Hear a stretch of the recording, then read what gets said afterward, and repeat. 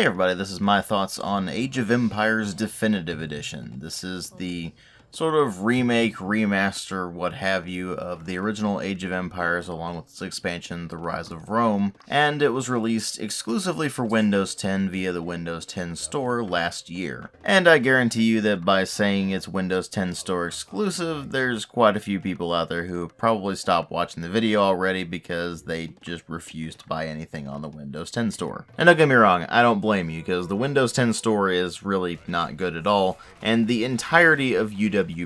which is forced upon you if you use anything in the Windows 10 Store, is just absolutely terrible. So it's completely understandable why people would be very averse to actually picking this thing up, but I'm still going to go ahead and perform a quality assessment on it anyway, just so you have an idea of what you're dealing with in terms of Age of Empires Definitive Edition, and hopefully if they do manage to bring this thing to, say, Steam, for example, like they're doing with the new Master Chief Collection release, then maybe this would be more worth your time if you're averse to getting it on the Windows 10 Store. So without further ado, let's go ahead and get things started by talking about what's actually on offer here. So it is, of course, Age of Empires along with its expansion pack, The Rise of Rome, in their entirety. This is including both the single-player campaigns of both of these, as well as the custom game option where you can set up random maps or death matches or whatever the case may be versus the AI, and of course multiplayer functionality being a very big thing here, with the multiplayer going through Microsoft servers through Xbox Live. Now it is worth noting that unlike on console, where you do have to pay to play online by subscribing to the Xbox Live service, here the subscription is completely unnecessary. You do not need an Xbox Live subscription in order to be able to play Age of Empires Definitive Edition online. You do, however, need an Xbox Live account, which is free to create, and you don't need to pay to actually create the account, or to play certain PC games in particular online. That's not necessary for PC, but if you want to use the same account for the Xbox One or Xbox 360, then you do need to pay for the service to play online. It's definitely an absolute mess, and I don't really want to get into these particulars of Xbox Live here, so suffice to say, we'll just keep it at that. You need an Xbox Live account to be able to play, but you do not need an active subscription to be able to play online. In addition to the overhaul for the multiplayer infrastructure, they also did a complete overhaul of the visuals, including 4K resolution, a complete redo of all of the in-game graphics, both the characters and their animations, and the buildings and environments and such like that, including some new effects for the water and some cloud cover that you'll see being reflected in shadow form on the map itself, as well as the ability to zoom in and out to give you a better view of the battlefield or give you more close-up details on the actual units and such. Now, it is worth noting that the closer you get to the units, the blurrier they actually get. So you don't really get a huge benefit from the extreme close-ups, but there's definitely a benefit to zooming out and getting a better view of the battlefield. So they've definitely affected the gameplay with that. And similarly, in other attempts to try to modernize the game a bit more, they've also tampered with the gameplay just a bit by tweaking the balancing, as well as, more importantly, throwing in a lot of convenience features that were present in Age of Empires 2 that made transitioning back to Age of Empires 1 rather difficult in their absence. Now, of course, that's something I'll explain a bit more in a moment when I start talking more about the gameplay, but suffice to say, the new visuals are definitely very well appreciated, because the original Age of Empires is definitely a game from 1997, and it looks the part. Now, one of the really nice features of Definitive Edition is that you can actually switch back and forth between the original graphics and the new updated Definitive Edition graphics, which also changes up gameplay a slight amount. So, for example, some of the features that work in the updated graphics don't necessarily work in the original version, like the farms. The farms are done in the style of Age of Empires 2 if you use the modern graphics, which means that they're just flat and your units can walk over them. In the original Age of Empires, they were actually buildings and you couldn't pass through them. Now it is worth noting that even if you do use the updated graphics, it does not use the transparency feature that Age of Empires 2 had, where if a unit was behind something, like say trees, or it was behind a building or something along those lines, then you would see its outline in a solid color instead of not seeing the unit at all. Unfortunately, it's still the same system that was in the original Age of Empires, where you can't see them and you just basically have to click and drag the mouse in order to be able to select them. So in that particular instance, they haven't really gone quite far enough with the Definitive Edition graphical overhaul, but it does run in high resolutions up to 4K, and it is definitely an improvement over the original game in terms of visual quality. The animations on the various characters are a lot smoother, the detail is much higher, and of course it has much nicer water effects, as well as the shadow effect of various clouds that would be appearing overhead. And they even improved the way that buildings collapse when they're destroyed to make them a very smooth and rather detailed animation, and all of that is definitely very well appreciated.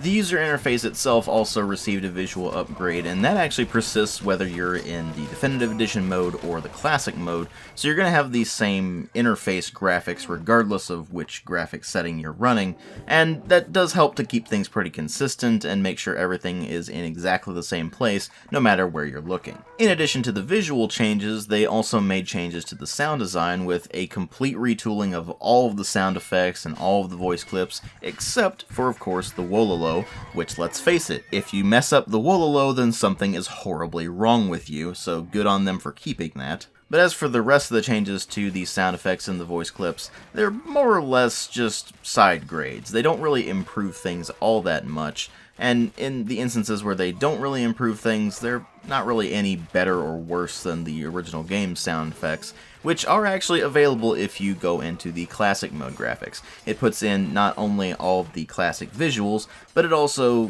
puts in all of the classic sound effects and all of the classic voice clips. And it also affects the soundtrack. You see, they completely reorchestrated most of the soundtrack for Age of Empires and the Rise of Rome expansion into a new orchestral style that you see in Definitive Edition, and generally speaking, the new tracks are all very well done. They keep all of the spirit of the original tracks that came with the original game in '97, but do it in a much cleaner, more modern style, and whether or not that's going to appeal to you is mostly going to be a matter of personal preference. In my particular case, I prefer the original versions of the soundtrack, which are actually available in Definitive Edition if you switch the graphics mode over to the Classic. It doesn't just put in the visuals or even the sound effects and the voice, it also puts in the original versions of the soundtrack as well. So that's definitely a very nice feature, but unfortunately you can't really mix and match those. You can't use the old music with the new graphics style, and you can't use the new music with the old graphics style. It's a bit disappointing in that regard, but it's not a huge deal.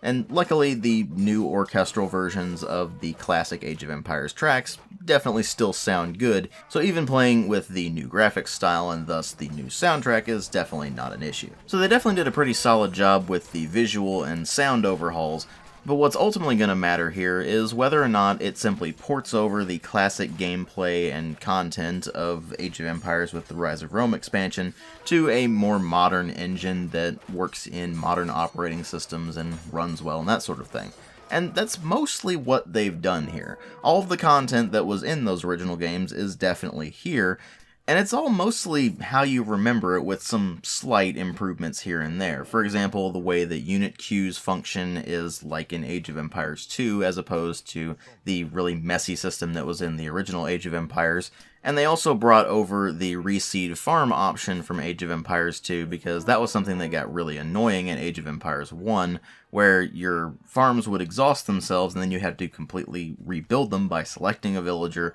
selecting the build option, selecting the farm, and then placing the farm, and there was no way to just queue that up. In Definitive Edition, as long as you're playing on the Definitive Edition graphics anyway, it allows you to do that. If you're playing in Classic mode, then it does not let you reseed the farms. The option will still be there when you click on the granary, but unfortunately, it just doesn't do anything. So you still have to select the villager, select the build option, select the farm, and then place the farm manually, like you did in the original Age of Empires. In fact, if you play the game in classic mode at all, then it's really just a straight-up port of the original Age of Empires to modern operating systems, which it didn't really work all that well on, so that's definitely appreciated. But you do miss out on some of the Definitive Edition's charm with regards to trying to make the game an easier transition if you've played later Age of Empires games or just later real-time strategy games in general and are going back to Age of Empires for the first time, or are even going back after having not played it for quite a while. And while playing it in classic mode will definitely give you more of that old school Age of Empires experience, playing it in Definitive Edition makes it actually kind of playable, because going back to the original Age of Empires is a difficult proposition at best. You see, for its time, the original Age of Empires was definitely a very strong real-time strategy game, and it served as a great basis for what would ultimately completely eclipse it in every single way, which was Age of Empires 2. And while Definitive Edition does certainly help with a lot of convenience features like introducing attack move, or being able to actually customize your user interface, or being able to just instantly select idle villagers, or queue up units, or create rally points for your unit producing structures and that sort of thing, unfortunately, you're still dealing with a game that's over 20 years old at this point, so the balancing, even with the changes that they've made to the balance in Definitive Edition, is definitely an issue. And even with a higher population cap, and the more custom options that you see in Definitive Edition compared to even Age of Empires 2 in some regards, it's still a pretty archaic real-time strategy game that is still actually surpassed by Age of Empires 2 in pretty much every conceivable way. From things like the pathfinding issues they've never seemed to be able to fix, to the wonkiness of the AI being either completely non-threatening to the point where it is just laughably easy to demolish them even on the hardest difficulty setting, all the way up to just cheating to the point where it's nearly impossible to beat them sometimes, and there never really being any proper consistency to it, as well as things like some of the campaigns starting out just blatantly unfair to the player, like in the case of ones where it starts you out with maybe one unit or maybe two units and you have to defeat an entire civilization just starting with those units, and it being incredibly difficult to do so. It all just blends together to make the game show its age even with the facelift. And if anything, that actually makes the game feel even more archaic than it already does. Now don't get me wrong, I'm not expecting a whole new set of units, I'm not expecting a complete overhaul to the way that all the civilizations work, I'm not expecting them to introduce new mechanics or anything like that, but it is a pretty harsh wake-up call if you're nostalgic for the original Age of Empires and you go into this thing and you realize just how much better of a game Age of Empires 2 was. I mean, this year we have the 20th anniversary of Age of Empires 2, and that game actually still holds up extremely well. And yet, no amount of convenience features or graphical and sound overhauls can really shake the fact that the original Age of Empires is a product of its time, and that time has come and gone.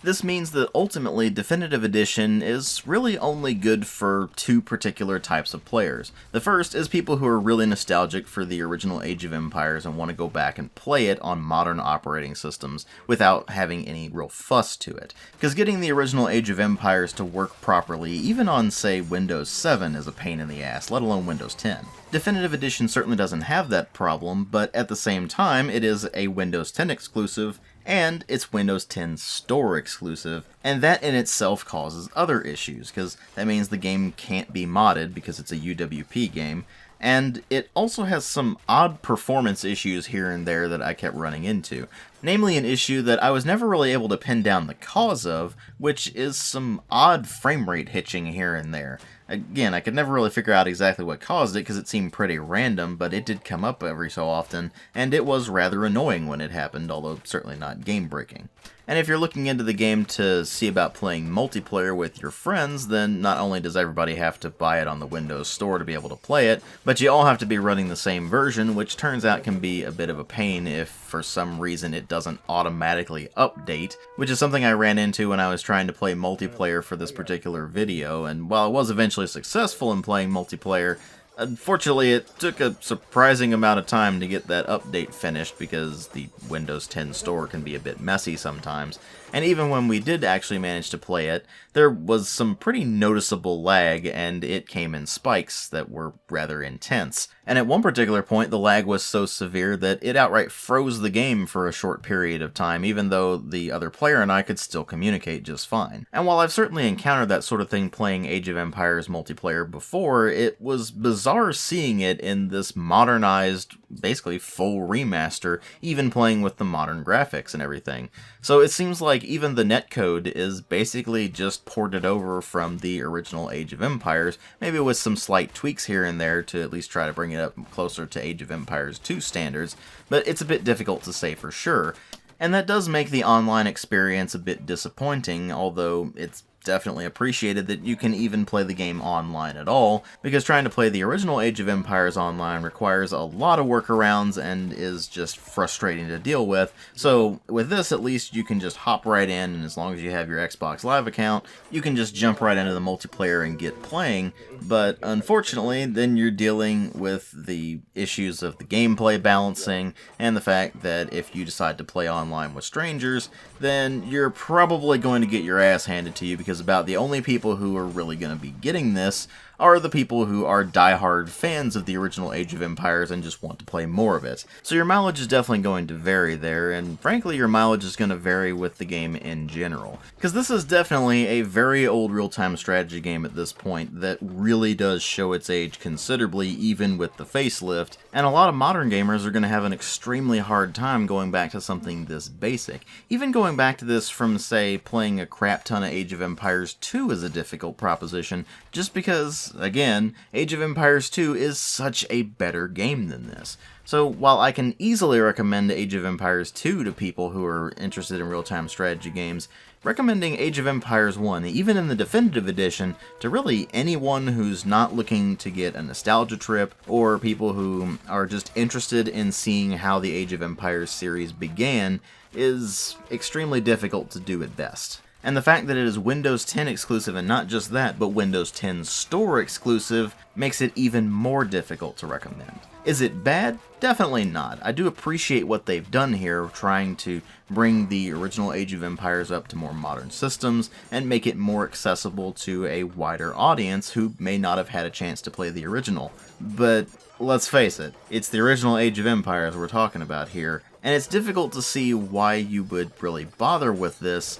when Age of Empires 2 is available on Steam, and holds up far better than Age of Empires 1 could even really hope to do. Now supposedly they are working on a definitive edition for Age of Empires 2, and if that does end up happening, then I will certainly take a look at that and see how that holds up. But with regards to Age of Empires 1 Definitive Edition, the best I can really say is I hope it gets released on Steam eventually, because in its current state, it's an interesting nostalgia trip, but beyond that, it's just really quite impossible to recommend when Age of Empires 2 is available on Steam, and even though it uses the original graphics just upscaled to modern resolutions, it's just a flat-out better game than this.